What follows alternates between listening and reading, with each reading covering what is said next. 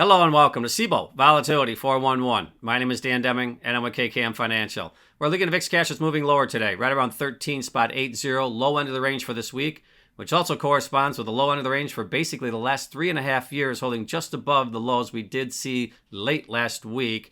As we move through expiration day today, and the markets are basically unchanged here with VIX expiration next Wednesday, post-regular expiration, so keep that in mind as we move through expiration day today.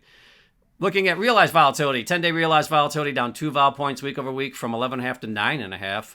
30-day realized volatility down 1.5 vol points from 13.5 to 12 on a week over week basis. At the money straddle in the SPX looking 30 days out, implied vol level of 11.5. That's actually up 1 vol point week over week, so slight increase in demand for at the money options looking at those straddles, but nonetheless still at the low end of the range from a historical perspective.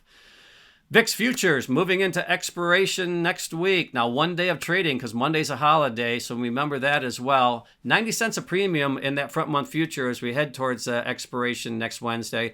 The roll market between July and August holding $1.25 a positive roll, so fairly steep this early in the cycle. And we're looking at the futures curve moving slightly lower across the board with the front 4 months moving down, so a little bit of steepening in the curve, but the back end basically only down about 10 cents here. Options action headed into expiration next week. We're looking at June 13-15 put spread trades 10,000 times. We're also looking at the June 16 calls. They traded 14,000 times today. Then you go into July. And really in July, there was a big put spread that traded. I believe it was the July 15-17 put 1x2. Now, it looks like it went up at least 25,000 by 50,000, but it does appear that there's more activity there, and it could be as high as 50,000 by 100,000 traded today.